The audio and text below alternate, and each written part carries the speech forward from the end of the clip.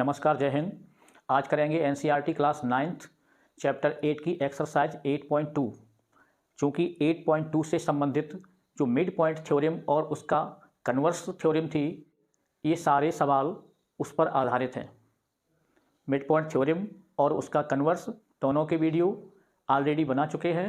इस एक्सरसाइज को समझने से पहले उन दो वीडियो को देखना आवश्यक है, जिससे कि इन प्रश्नों को समझने में आसानी हो। तो उसकी लिंक आपको डिस्क्रिप्शन में मिलेगी। देखते हैं, यहाँ क्वेश्चन 1 है एक्सरसाइज 8.2 का ये। तो इसमें हमें एक चतुर्भुज ABCD दिया हुआ है और उसका विकर्ण AC दिया हुआ है, और इसमें कहा है कि AB का मध्य बिंदु P है और BC का मध्य बिंदु Q है और CD का मध्य बिंदु R है और DA का मध्य बिंदु S है। तो हमें इसमें ये तीन बिंदु सिद्ध करने को बोला है।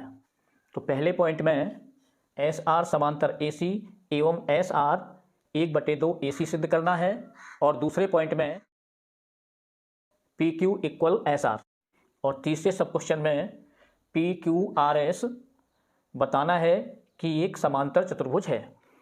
तो पहले हमें ये सिद्ध करना है कि SR भुजा AC विकर्ण के समांतर है, और हमें इसमें यह भी बताना है कि SR AC की हाफ है, यानी आधी है। तो यहां पर चूंकि त्रिभुज ACD हम लेंगे,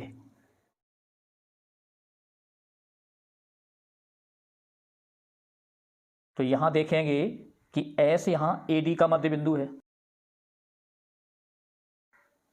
R भुजा CD का मध्य बिंदु है,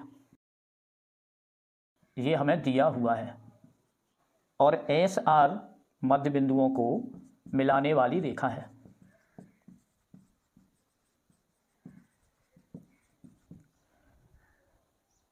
तो मध्य बिंदु प्रमेय के अनुसार कि किसी भी त्रिभुज में दो मध्य बिंदुओं को मिलाने वाली रेखा तीसरी भुजा के समांतर एवं आधी होती है। तो मध्य बिंदु प्रमेय हम इतना लिख सकते हैं, या हम यहां पर लिख भी सकते हैं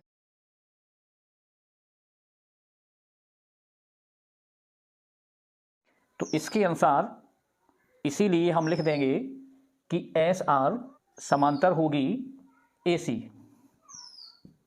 एवं SR इक्वल होगी 1/2 AC। तो यही हमको पहले सब क्वेश्चन में सिद्ध करना था, तो लिख देंगे यहां इति सिद्धम। अब दूसरे पॉइंट पर चलेंगे।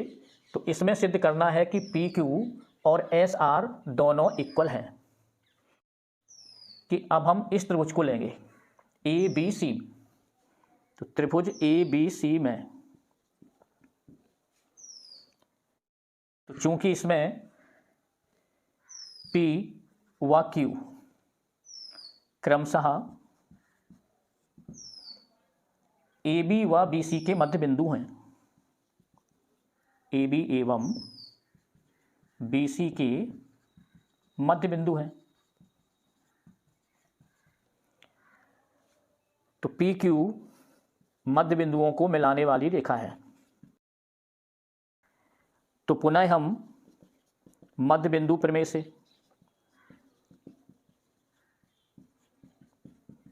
या हम इसको अंग्रेजी में मिड पॉइंट थ्योरम बोलते हैं, तो MPT शॉर्ट में लिख देंगे इससे। तो इसके अनुसार दो बिंदुओं को मिलाने वाली रेखा तीसरी भुजा के समांतर एवं आधी होती है। तो यहां PQ समांतर होगी AC एवं PQ इक्वल 1/2 AC। अब चूंकि हम पहले सब क्वेश्चन में SR 1/2 AC सिद्ध कर चुके हैं, तो यहां हम लिख सकते हैं चूंकि SR इक्वल टू 1/2 AC सिद्ध कर चुके हैं या ज्ञात कर चुके हैं।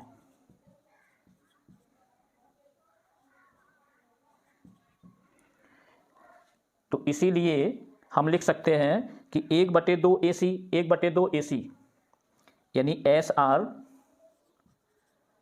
इक्वल PQ इक्वल 1/2 AC, क्योंकि पी क्यू भी 1/2 AC दी हुई है, सिद्ध की हमने, और SR 1/2 AC इसमें सिद्ध कर चुके हैं। तो 1/2 AC 1/2 AC ये दोनों बराबर होंगे, तो उनका PQ इक्वल SR भी इक्वल होंगे। तो SR इक्वल PQ, तो SR इक्वल PQ यही हमें सिद्ध करना था। तो यह लिख देंगे SR इक्वल PQ इति सिद्धम। अब तीसरा जो इसमें सब क्वेश्चन दिया है, तो उसमें बताना है कि PQRS एक समांतर चतुर्भुज है। तो देखेंगे यहां इसको। तो चूंकि SR समांतर AC तथा PQ समांतर AC ये हम सिद्ध कर चुके हैं।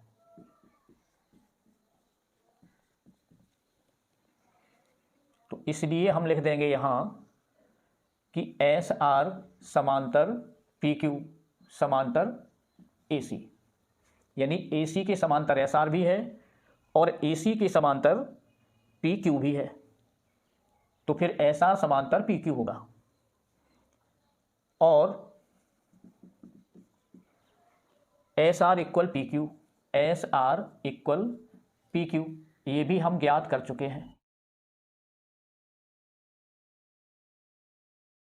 तो ये हमने यहां ज्ञात किया है। तो इसीलिए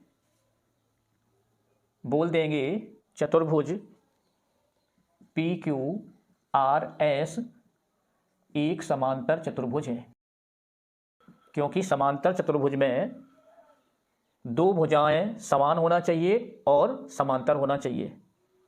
तो हम यहां लिख सकते हैं क्योंकि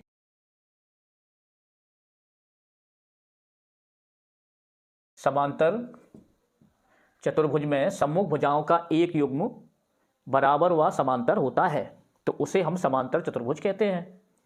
तो यही हमको सिद्ध करना था। तो PQRS एक समांतर चतुर्भुज है इति सिद्धम। ये क्वेश्चन 2 दिया गया है। तो इस प्रश्न में एक समचतुर्भुज ABCD ये दिया हुआ है और इसके मध्य बिंदु अर्थात AB भुजा का मध्य बिंदु P दिया है और BC का मध्य बिंदु Q और CD का मध्य बिंदु R और DA या AD का मध्य बिंदु S दिया गया है। तो इसमें सिद्ध करना है कि मध्य बिंदुओं से बनने वाला चतुर्भुज ये आयत है, अर्थात PQRS एक आयत है। तो यहाँ हम रचना करेंगे। तो रचना में A को C से मिला देंगे, क्योंकि हमें PQRS को आयत सिद्ध करना है। तो आयत में हम जानते हैं कि आयत की सम्मुख भुजाएं बराबर होती हैं और उनका प्रत्येक कोण 90 अंश का होता है, या कोई एक कोण यदि हम 90 अंश का बता देते हैं तो हम कह सकते हैं कि वह आयत है। तो चूंकि हम त्रिभुज ABC लेते हैं, ABC लिया, तो इसमें ध्यान देंगे हम कि A, B और C, तो इसमें AB भुजा का मध्य बिंदु P दिया हुआ है हमें और BC का मध्य बिंदु Q दिया है। तो AB एवं BC के मध्य बिंदु क्रमशः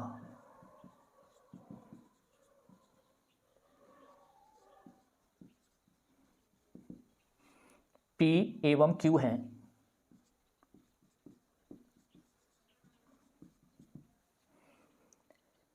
तो हम जानते हैं कि यदि PQ को मिला दें तो किसी त्रिभुज में दो भुजाओं के मध्य बिंदुओं को मिलाने से बनी रेखा तीसरी भुजा के समांतर होती है और उसकी आधी होती है,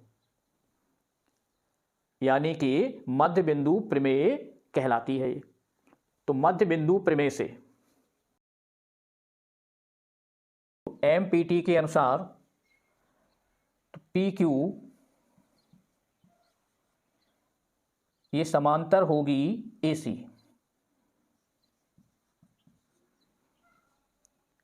एवं पी क्यू इक्वल होगी 1/2 AC। तो इसे हम इक्वेशन फर्स्ट कह सकते हैं। और इसी प्रकार से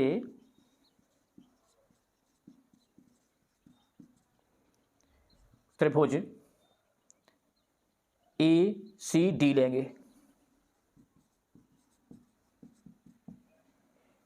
तो इसमें देखेंगे कि AD का मध्य बिंदु S है और CD का मध्य बिंदु R है। तो चूंकि AD एवं CD के मध्य बिंदु क्रमशः S और R हैं, S व R हैं। तो पुनः मध्य बिंदु प्रमेय से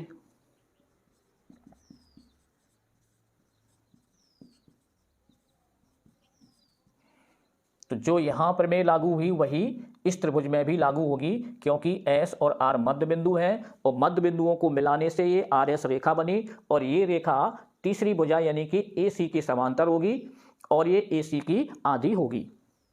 तो लिख देंगे यहां, इसीलिए RS समांतर AC एवं RS इक्वल होगी 1/2 AC। तो इसको हम समीकरण 2 बोल सकते हैं। अब चूंकि समीकरण 1 व 2 से, तो समीकरण 1 व 2 में देखेंगे हम कि 1/2 AC RS के इक्वल है और 1/2 AC PQ के इक्वल है। इसी प्रकार से AC के समांतर PQ भी है और AC के समांतर RS भी है। तो यहां लिख देंगे PQ समांतर RS, क्योंकि ये समांतर है AC के, तथा और इसी प्रकार से 1/2 AC इक्वल है RS के और 1/2 AC इक्वल है PQ के। तो यहां लिख देंगे PQ इक्वल RS, क्योंकि ये दोनों इक्वल हैं AC की आधी के। तो यहां पे हमने पाया कि PQRS ये चतुर्भुज में कि ये दोनों सम्मुख भुजाएं समांतर भी हैं और बराबर अर्थात इक्वल भी है। तो हम जानते हैं कि किसी भी चतुर्भुज की भुजाओं में से एक युग्म यदि समांतर हो और इक्वल हो तो ऐसा चतुर्भुज समांतर चतुर्भुज कहलाता है। तो इसीलिए लिख देंगे यहां पे कि चतुर्भुज PQRS एक समांतर चतुर्भुज है।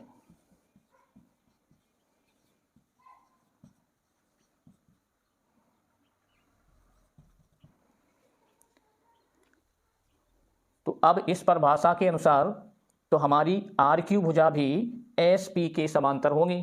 तो इसीलिए हम कह सकते हैं कि RQ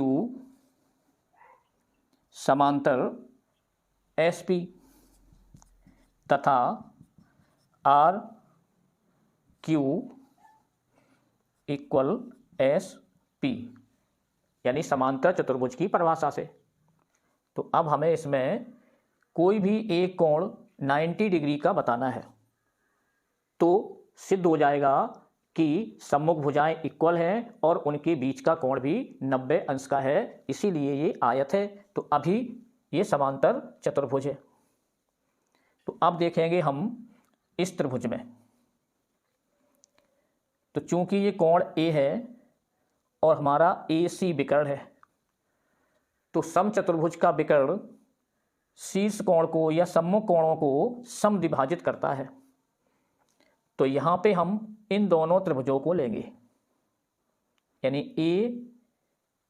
AS और यहां कोई हम नाम दे सकते हैं, यहां या E कह दें इसको, E बिंदु। तो चूंकि त्रिभुज AES एवं त्रिभुज AEP में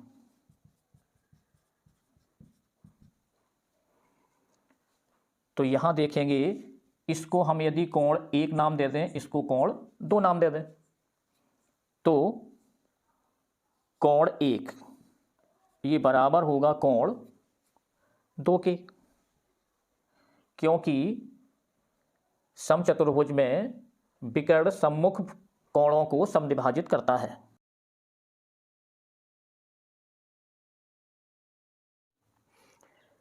तो यहां ये भुजा और ये भुजा यानी भुजा AS और ये इक्वल होगी AP भुजा के, भुजा AP। अब क्यों होगी? क्योंकि AS इक्वल है ये 1/2 AD एवं AP ये इक्वल है 1/2 AB,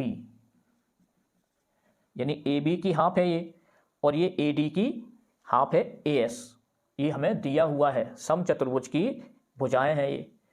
तो चूंकि लिख सकते हम कि AS इक्वल AP, जबकि AD इक्वल AB ये ज्ञात है।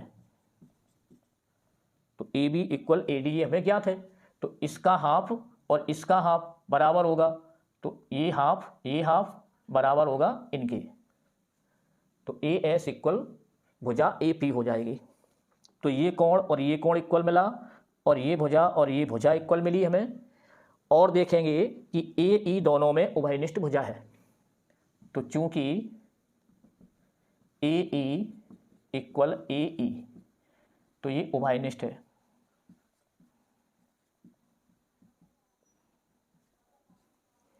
तो इसलिए हम बोल देंगे यहां कि त्रिभुज AES इक्वल हो जाएगा त्रिभुज AEP। तो किस नियम से होगा ये कि भुजा कोण भुजा, यानी कि SAS साइड एंगल साइड सर्वांग समता से।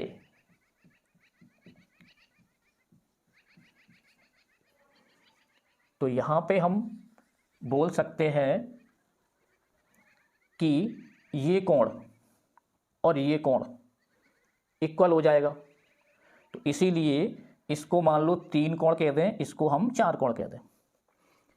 तो कोण 3 इक्वल कोण 4 हो जाएगा। तो ये लिख देंगे CP/CT से।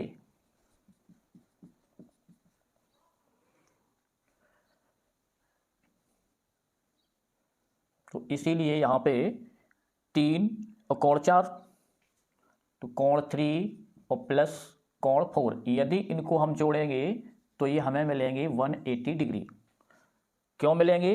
क्योंकि ये रैखिक कोण है, रैखिक युग्म, अर्थात E बिंदु के एक ही ओर के कोण है ये, यानी कि रैखिक युग्म।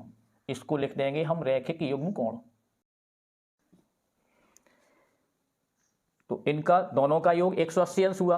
अब चूंकि कोण 3 कोण 4 दोनों इक्वल है, तो यदि हम 4 के स्थान पर 3 लिख दें यहाँ पे, तो कोण 3 और प्लस कोण 4 के स्थान पे 3 लिखेंगे तो 3 इक्वल हो जाएगा 180 डिग्री। और इन दोनों को योग करेंगे तो 2 कोण ये 3 हो जाएंगे इक्वल 180 डिग्री हो जाएगा। तो इसीलिए ये कोण 3 180/2 हो जाएगा, और इनको हम डिवाइड कर देंगे तो ये 90 मिलेगा। इसलिए कोण 3 हमारा हो गया 90 डिग्री।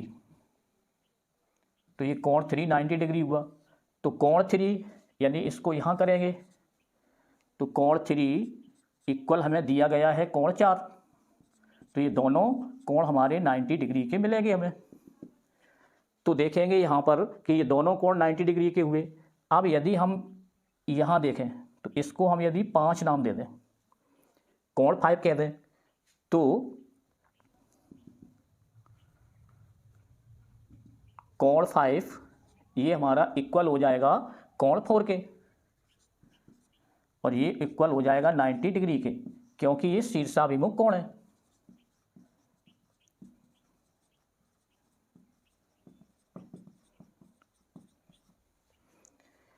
तो यहां पे देखेंगे हम कि ये कोण हमारा 90 डिग्री का मिला हमें।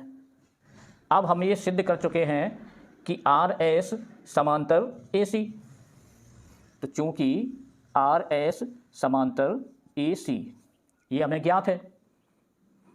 अब यहाँ ई बिंदु है, तो यहाँ हम यदि एफ बिंदु ले लें तो ई एफ भी ए सी पर है, तो इसीलिए हम कह सकते हैं कि आर एस ये समांतर हो जाएगा ई एफ के, तो क्योंकि ई एफ ए सी रेखा पर है,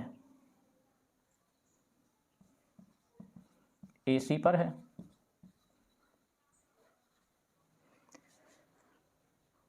तो इस तरह से ये समांतर ये मिली हमें, तो यहां लिख सकते हैं इस प्रकार E F R S, E F R S एक ऐसा चतुर्भुज है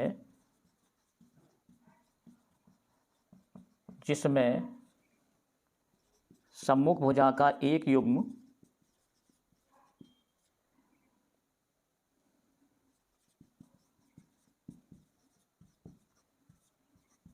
समांतर है एवं एक कोण 90 डिग्री का भी है, तो इसीलिए ये एक आयत भी होगा। तो इसीलिए चतुर्भुज ई एफ आर एस एक आयत है, तो ये चतुर्भुज हमारा एक आयत भी हो गया ई एफ आर एस, क्योंकि इसमें कोण 5 यानी ये एक कोण 90 डिग्री का हो गया। तो अब 90 डिग्री का एक हो गया कोण, तो एक आयत हो गया, तो आयत के प्रत्येक कोण भी 90 डिग्री के हो जाएंगे। तो अब इसमें ये सम्मुख कोण भी 90 अंश का हो जाएगा, तो चूंकि ये कोण इस कोण के बराबर हो जाएगा, तो लिख सकते हैं यहाँ इसीलिए कोण आर एस ई, कोण आर एस ई इक्वल कोण 5 यानी कि 90 डिग्री के हो गया। तो अतः समांतर चतुर्भुज पी क्यू आर एस का एक कोण इक्वल 90 डिग्री प्राप्त हुआ। तो इसीलिए चतुर्भुज पी क्यू आर एस एक आयत है, यही हमें सिद्ध करना था।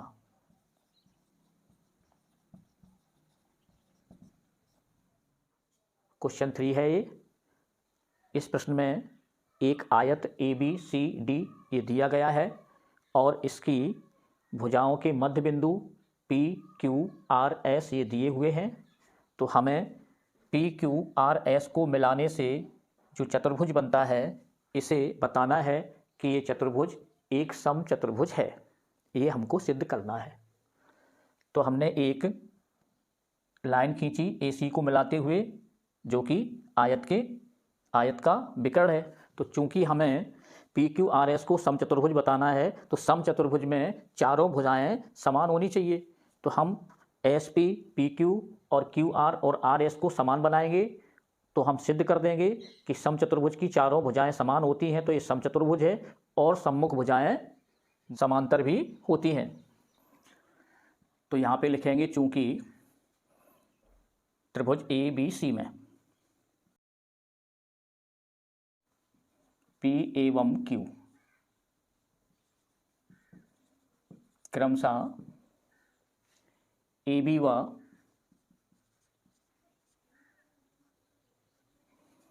बी सी के मध्य बिंदु हैं,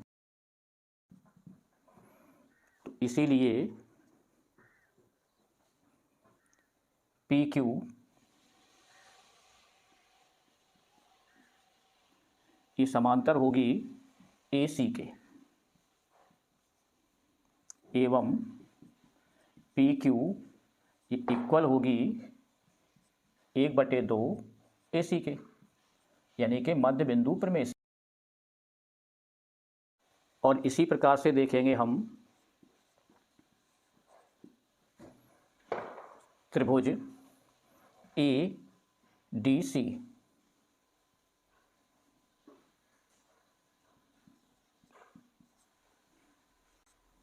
ADC में तो इसमें भी देखेंगे कि S और R, S एवं R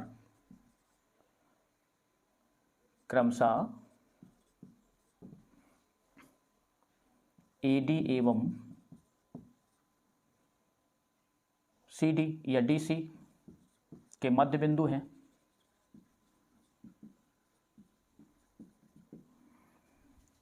तो इसलिए तो RS समांतर हो जाएगा AC के तथा RS इक्वल हो जाएगा 1/2 AC मध्य बिंदु प्रमेय से। तो इसको यदि हम इक्वेशन फर्स्ट बोल दें और इसको इक्वेशन 2 बोल दें तो यहाँ लिख देंगे समीकरण 1 व 2 से, 1 व 2 से। तो चूंकि 1/2 AC तो ये समांतर है PQ के और ये समांतर है RS के भी। तो PQ समांतर RS ही हमको मिल जाएगा। साथ ही हमको मिलेगा कि AC यहाँ ये AC समांतर होगा 1/2 नहीं, साथ ही 1/2 AC ये इक्वल हो जाएगा PQ और ये इक्वल है RS के भी। तो यहाँ 1/2 AC इक्वल है PQ के और 1/2 AC RS के। तो यानी कि 1/2 AC 1/2 AC right hand side तो लेफ्ट हैंड के इक्वल हो जाएगा। तो PQ इक्वल हो जाएगा RS के। इसीलिए PQRS एक समांतर चतुर्भुज है।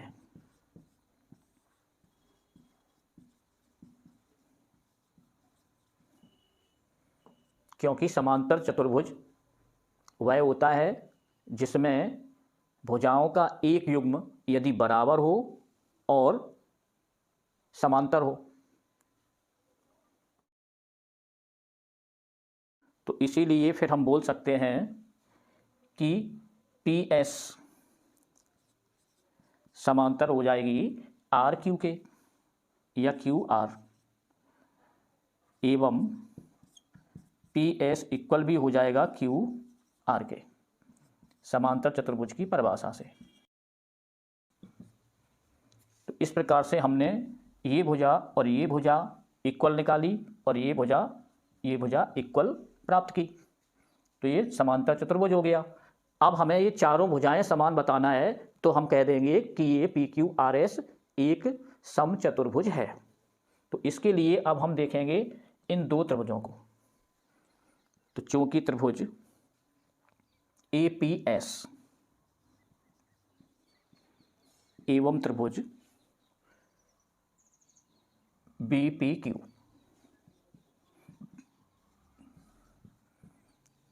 APS और BPQ इन दोनों में तुलना करेंगे।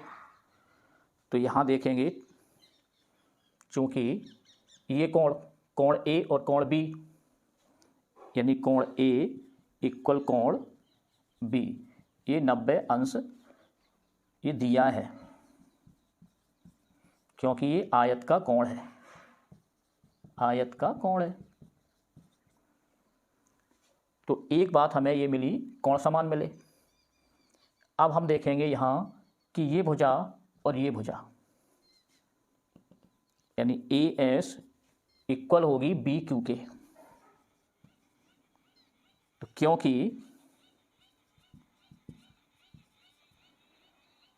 आयत की सम्मुख भुजा या आयत की सम्मुख समान भुजाओं की आधी आधी है।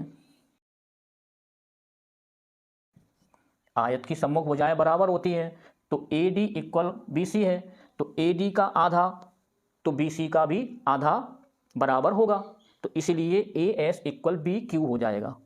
और देखेंगे कि ये भुजा और ये भुजा भी इक्वल होगी क्योंकि P AB का मध्य बिंदु है। तो AP इक्वल BP क्योंकि P भुजा AB का मध्य बिंदु है। तो मध्य बिंदु है तो ये आधी आधी हो जाएंगी, यानी कि बराबर बराबर हो जाएगी। तो हमें ये कोण भुजा भुजा, यानी कि भुजा कोण भुजा, तो यहाँ लिख देंगे। इसीलिए त्रिभुज APS, ये सर्वांग सम हो जाएगा त्रिभुज BPQ। किस नियम से होगा ये, यानी साइड एंगल साइड कॉन्ग्रुएंसी से, SAS सर्वांग समता से।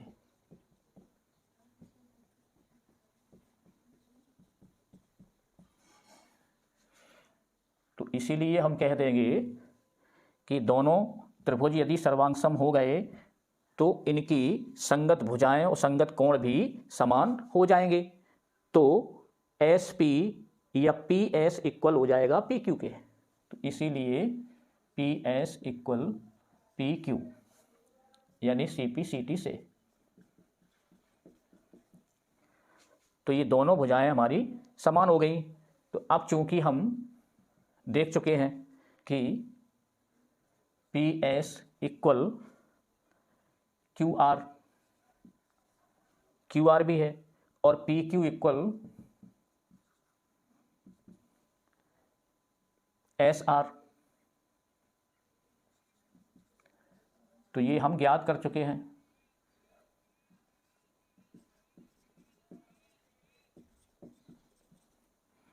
तो अब यहां देखेंगे हम कि PQ इक्वल, ये PS हम सिद्ध कर चुके हैं, PQ इक्वल PS, और देखेंगे कि PS QR के बराबर है। ये PS ये QR के भी बराबर है और PQ SR के भी बराबर है।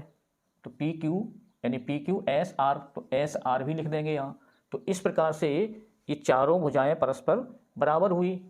तो हम कह सकते हैं, इसीलिए चतुर्भुज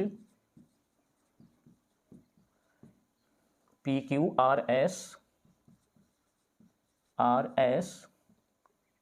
समचतुर्भुज है।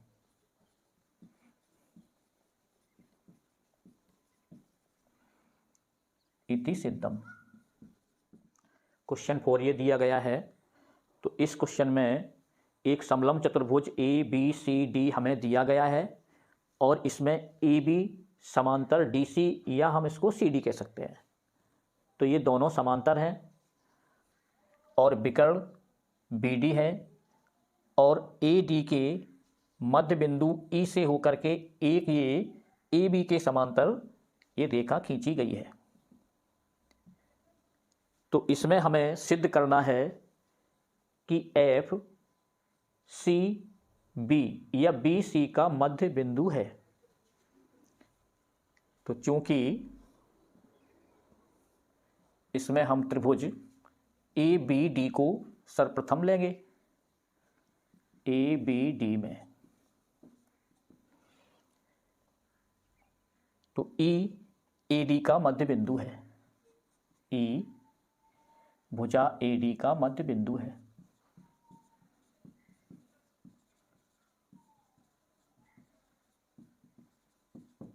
ये हमें दिया गया है। एवं EG समांतर AB ये होगा, क्योंकि EF समांतर AB ये दिया गया है, जबकि G बिंदु EF पर है। तो इसलिए EG समांतर होगा AB के। तो यहाँ हम गौर करेंगे कि EG समांतर AB है और E यहाँ AD का मध्य बिंदु है। तो मध्य बिंदु प्रमेय की जो कन्वर्स है, जो विलोम है, उसके अनुसार कि किसी भुजा के, यानी त्रिभुज में किसी भुजा के मध्य बिंदु से होकर जाने वाली रेखा जो दूसरी भुजा के समांतर हो तो वह तीसरी भुजा को समद्विभाजित करती है। तो यहां पे लिख देंगे मध्य बिंदु प्रमेय के विलोम से G बिंदु भुजा BD का मध्य बिंदु है।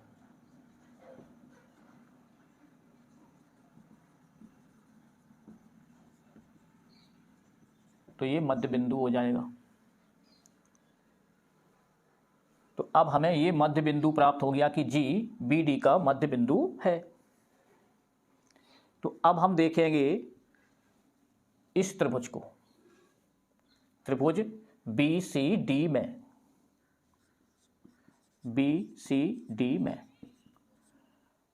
तो इसमें देखेंगे चूंकि जी BD का मध्य बिंदु है, तो ये हम सिद्ध कर चुके हैं।